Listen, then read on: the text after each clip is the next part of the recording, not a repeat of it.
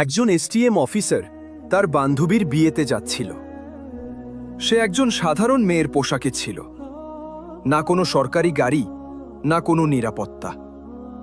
শুধু একজন সাধারণ মেয়ের মতো মোটর সাইকেল চালাচ্ছিল। যখন সে হাসনাবাদ শহরের কাছাকাছি পৌঁছালো, তখন সামনে একটি পুলিশ চৌকি চোখে পড়ল। ৩-৪ জন পুলিশকর্মী চৌকির বাইরে রাস্তায় দাঁড়িয়েছিল, আর মাঝখানে ইন্সপেক্টর প্রসেনজিৎ ইউনিফর্ম পরে দাঁড়িয়েছিল। সে মেয়েটিকে হাতে লাঠির ইশারায় থামতে বলল। মেয়েটি মোটরসাইকেলটি রাস্তা থেকে নামিয়ে একপাশে দাঁড় করিয়ে দিল। ইন্সপেক্টর কড়া গলায় জিজ্ঞাসা করল, কোথায় যাচ্ছ? মেয়েটি খুব শান্তভাবে উত্তর দিল, বান্ধবীর বিয়ে আছে, সেখানে যাচ্ছি। ইন্সপেক্টর প্রসেনজিৎ তাকে মাথা থেকে পা পর্যন্ত দেখল। মেয়েটি ছিল ২৮ বছর বয়সী একজন সুন্দরী মহিলা, যার নাম ছিল বর্ণালী সিং। তারপর হাসতে হাসতে বলল, আচ্ছা, বান্ধবীর বিয়েতে খাওয়া দাওয়া করতে যাচ্ছ, কিন্তু হেলমেট তোমার বাপ পরবে কেন বরনি? আর এই মোটরসাইকেলটাও খুব জোরে চালাচ্ছিলে। চলো, এখন চালান দিতে হবে। ইন্সপেক্টর প্রসেনজিৎ চালানের প্যাড বের করতে করতে বলল, বর্ণালী বুঝে গিয়েছিল যে তার নিয়ত খারাপ হয়ে গেছে এবং এটা একটা ছুতো। সে বলল, স্যার, আমি কোনো আইন ভাঙিনি। ও ম্যাডাম, আমাদের আইন শেখানোর চেষ্টা করো না। সে পাশে দাঁড়ানো একজন কনস্টেবলের দিকে তাকালো এবং তারপর বর্ণালীর দিকে তাকিয়ে বলল, একে শিক্ষা দিতে হবে। হঠাৎ ইন্সপেক্টর জোরে একটা চড় মারল বর্ণালীর গালে। খুব প্রশ্ন করছিস? পুলিশ যখন কিছু বলে তখন চুপচাপ মেনে নেওয়া উচিত। বর্ণালীর মাথা এক মুহূর্তের জন্য ঘুরে গেল, কিন্তু সে নিজেকে সামলে নিল। তার চোখে রাগ স্পষ্ট ফুটে উঠছিল। চোখের ইনচার্জ ইন্সপেক্টর হাসতে হাসতে বলল, এখনো এর মধ্যে অহংকার বাকি আছে। এমন কতজনকে ঠিক করে দিয়েছি, ভালোভাবে শেখাতে হবে। একজন কনস্টেবল এগিয়ে এলো এবং বলল, স্যার, এটাকে থানায় নিয়ে চলুন, সেখানে ঠিকঠাকের সেবা করব। তখন বুঝবে পুলিশের সঙ্গে কিভাবে কথা বলতে হয়। একজন কনস্টেবল বর্ণালীর বাহু ধরে টেনে বলল, চল, গাড়িতে বস। বর্ণালী ঝটকা দিয়ে হাত ছাড়িয়ে রাগী গলায় বলল, হাত লাগানোর চেষ্টা করো না, নয়তো পরিণতি ভালো হবে না। ইন্সপেক্টরের রাগ আরও বেড়ে গেল। সে একজন কনস্টেবলকে বলল, এর অহংকার দেখো। একজন কনস্টেবল এগিয়ে এসে বর্ণালী সেনের চুল টেনে ধরল এবং জোর করে টেনে নিয়ে যাওয়ার চেষ্টা করল। বর্ণালী ব্যথায় কোকিয়ে উঠল, কিন্তু তখনও পর্যন্ত সে নিজের পরিচয় কিছুই বলেনি। সে দেখতে চাইছিল এরা আর কতটা নিচে নামতে পারে। তখন একজন পুলিশ রাগে পাতার মোটরসাইকেলে লাঠি দিয়ে মারল এবং বড় বড় করে বলল, বড় সাধু সাজছে, এখন তোরে খেলনা বানিয়ে খেলব। বর্ণালী সিং ভালোভাবেই বুঝে গিয়েছিল যে এখন তার সঙ্গে কি হতে চলেছে এবং এরা কতটা নিচে নামতে পারে। ইন্সপেক্টরের চোখে রাত ছিল। সে জোরে চিৎকার করে বলল, তোর মতো অনেক বুদ্ধিমান দেখেছি, পুলিশের সঙ্গে বাড়াবাড়ি করবে, আজ মজা দেখাবো। চল, ওকে থানায় নিয়ে যাও, সেখানে বোঝাবো। এই সময় বর্ণালী সিং তখনও চুপ ছিল। সে তার পরিচয় প্রকাশ করার কোনো ইচ্ছা দেখায়নি। সে দেখতে চাইছিল এরা প্রশাসনকে কতটা বদনাম করতে পারে। ইন্সপেক্টর প্রসেনজিৎ এখন বিরক্ত হয়ে গিয়েছিল। তার সামনে এমন একজন মহিলা দাঁড়িয়েছিল যার নরম সুন্দর গালে চড় পড়েছিল, যার চুল টেনে ধরা হয়েছিল, যাকে জোর করে বাহু ধরে রাস্তায় টেনে নিয়ে যাওয়া হয়েছিল। কিন্তু সে তখনও মূর্তির মতো নীরব দাঁড়িয়েছিল, না কোনো চিৎকার, না কোনো কান্না। ইন্সপেক্টর প্রসেনজিৎ ভেবেছিল থানায় বলে চিন্তা করবে, এই জেদি মহিলার কি চিকিৎসা করা যায়। এটা কেবল রাগ ছিল না, এটা এমন এক রাগ ছিল যা ভেতরে ভেতরে ফুটছিল। চৌখের ইনচার্জ ইন্সপেক্টর হাসতে হাসতে বলল, এখন জিভও চলতে শুরু করেছে, চলো থানায় দেখব কত বড় জিভ চলে তোর। থানায় ঢুকতে ইন্সপেক্টর জোরে চিৎকার করে বলল, ওরে কোথায় গেলি, চাপানি লাগা তাড়াতাড়ি, আজ একটা বিশেষ মাল এসেছে। বর্ণালী সিং তখনও কিছু না বলে থানার দেয়াল দেখছিল। সে দেখছিল কিভাবে এরা সেই নিরীহ মানুষদের সঙ্গে আচরণ করে, যারা কখনো কণ্ঠ তুলতে পারে না। তখন একজন কনস্টেবল ইন্সপেক্টর প্রসেনজিতের দিকে ঝুঁকে ফিসফিস করে বলল, কি কেস স্যার? কনস্টেবলের প্রশ্নে ইন্সপেক্টর প্রসেনজিৎ এসে বলল, আরে কিছুই না, স্পিড বা হেলমেট, যা মন চায় চাপিয়ে দাও, শুধু ভেতরে ঢুকিয়ে এর অহংকার ভাঙতে হবে, বেশি প্রশ্ন করিস না। বর্ণনালী সব শুনছিল, কিন্তু তার চোখ তখনও কিছু বলতে চাইছিল না। যেন সে চাইছিল পুলিশের এই পতনের গল্প তাদের নিজের মুখ থেকে বেরিয়ে আসুক। তখন ইন্সপেক্টর চেয়ারে বসল, হাতে কলম নিয়ে টেবিলে ঘোরাতে লাগল। তারপর বর্ণালীর দিকে তাকিয়ে বলল, নাম বলো, কোথায় থাকিস, কার ঘরের মেয়ে? বর্ণালী চুপ রইল। ইন্সপেক্টর আবার প্রশ্ন করল, শুনতে পাসনি? নাম কি তোর? কিন্তু বর্ণালীর নীরবতা তখনও পাথরের দেয়ালের মতো। তখন ইন্সপেক্টর টেবিলে এমন জোরে হাত মারল যে শব্দটা পুরো থানায় গুঞ্জে উঠল, এবং রাগে চিৎকার করে বলল, শুনতে পাস না? নাম বল। তাড়াতাড়ি বর্ণালী মুখ ঘুরিয়ে উত্তর দিল, জি, সুমিতা শর্মা। ইন্সপেক্টর তার মুখের দিকে তাকিয়ে হেসে বলল, ও বড় বুদ্ধিমান মেয়ে, তুই মিথ্যে বলতে অভিজ্ঞতা আছে, কিন্তু মনে রাখিস, বেশি চালাকি করলে খুব ভারী পড়বে। একটাও ভুল করলে পস্তানোর সময়ও পাবি না। বর্ণালী সিংকে জোর করে সেই পচা লকআপে ঢুকিয়ে দেওয়া হলো, যেখানে আগে থেকে দুজন কয়েদি বসেছিল। তাদের মধ্যে একজন বর্ণালীর দিকে তাকিয়ে বলল, বোন, তুই কি অপরাধ করেছিস? বর্ণালী হালকা হাসি দিল, কিন্তু কিছু বলল না। এখন সে শুধু দেখছিল এই পুরো সিস্টেমটা কতটা পচে গেছে। যদি একজন এসডিওকে এভাবে বিনা কারণে ভেতরে ঢোকানো যায়, তাহলে সাধারণ মানুষের অবস্থা কল্পনা করা কঠিন নয়। বর্ণালী এখন সেই কঠোরির কোণে বসেছিল, সব দেখছিল, শুনছিল এবং প্রতিটি কাজ বুঝছিল। ইন্সপেক্টর প্রসেনজিৎ একটা মিথ্যে রিপোর্ট তৈরি করল এবং বলল, এর উপর চুরি আর ব্ল্যাকমেলিংয়ের কেস চাপাও। ফাইলের উপর হাত মেরে বলল, চলো তাড়াতাড়ি। একজন কনস্টেবল জিজ্ঞাসা করল, কিন্তু স্যার, প্রমাণ ছাড়া?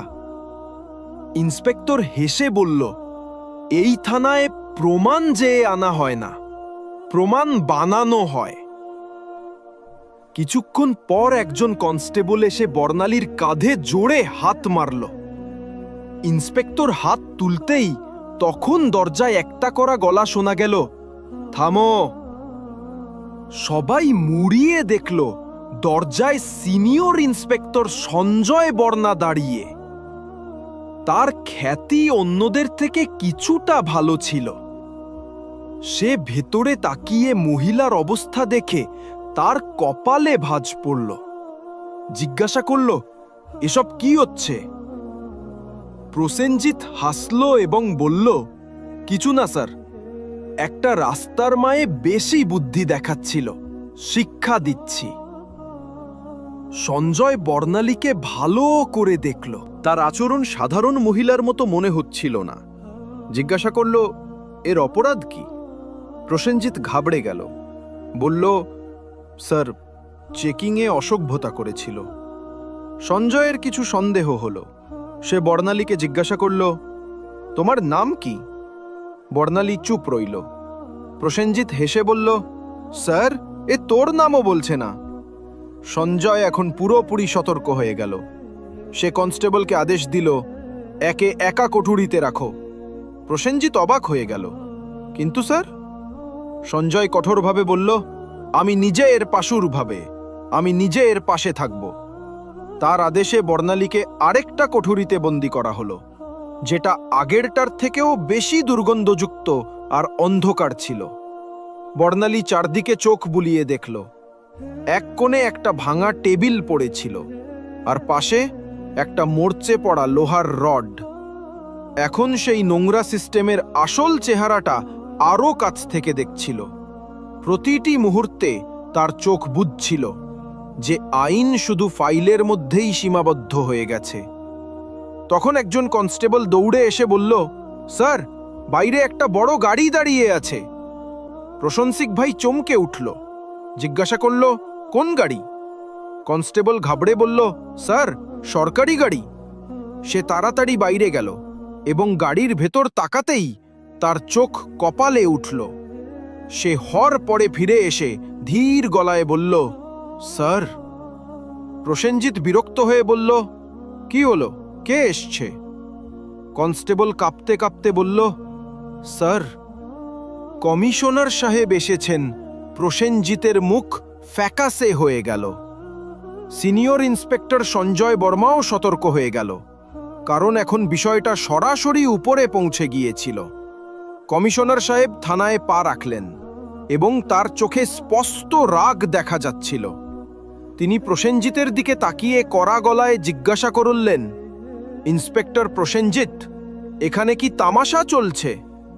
প্রসেনজিৎ ঘাবড়ে বলল, কিছুই না স্যার, শুধু একটা ছোট কেস। কমিশনার সাহেব টেবিল থেকে ফাইল তুলে নিয়ে মনোযোগ দিয়ে পড়লেন। তার কপালে ভাঁজ পড়ল। তারপর তিনি কঠিতে উকি দিয়ে বললেন, একে?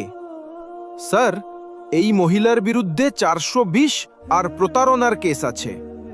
কমিশনার সাহেব জিজ্ঞাসা করলেন, তোমার কাছে প্রমাণ আছে?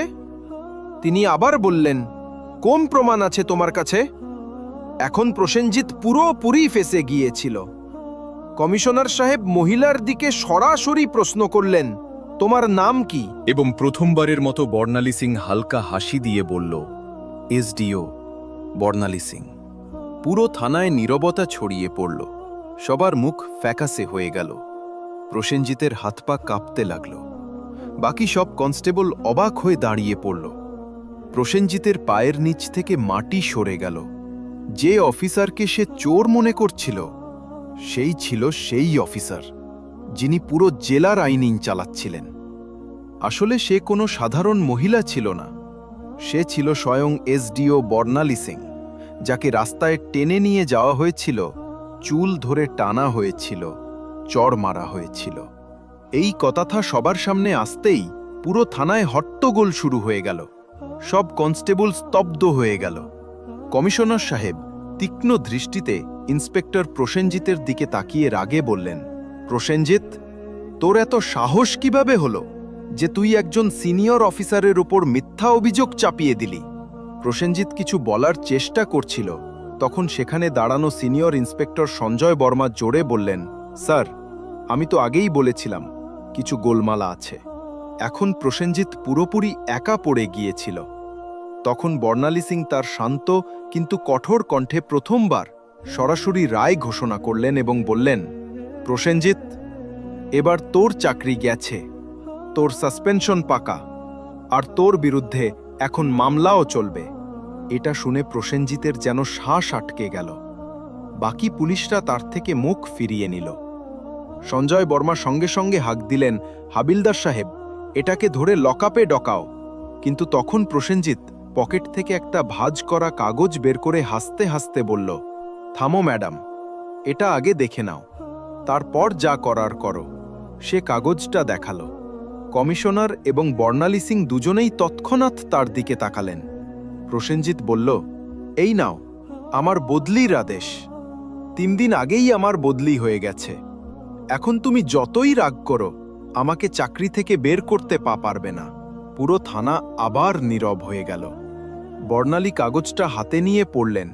কমিশনার চোখ তির্যক করে সিনিয়র ইন্সপেক্টর সঞ্জয় বর্মার দিকে তাকিয়ে বললেন, যাও দেখো, এই কাগজটা আসল নাকি শুধু দেখানোর জন্য। সঞ্জয় কম্পিউটারের রেকর্ড দেখে মাথা তুলে বললেন, স্যার, এটা তো আসল, কিন্তু এখনো এ নতুন ইন্সপেক্টরকে চার্জ হস্তান্তর করেনি। অর্থাৎ এখনো এখানকার আসল ইন্সপেক্টর হয়ে বসে আছে এবং সব দুষ্কর্ম এর দ্বারাই করা হয়েছে। এখন কেউ এটাকে বাঁচাতে পারবে না। বর্ণালী সিং তার চোখে চোখ রেখে বললেন, এখন তোর নতুন ঠিকানা সেখানেই হবে যেখানে তুই অন্যদের ঢোকাতিস। কমিশনারও মাথা নেড়ে ইশারা করলেন।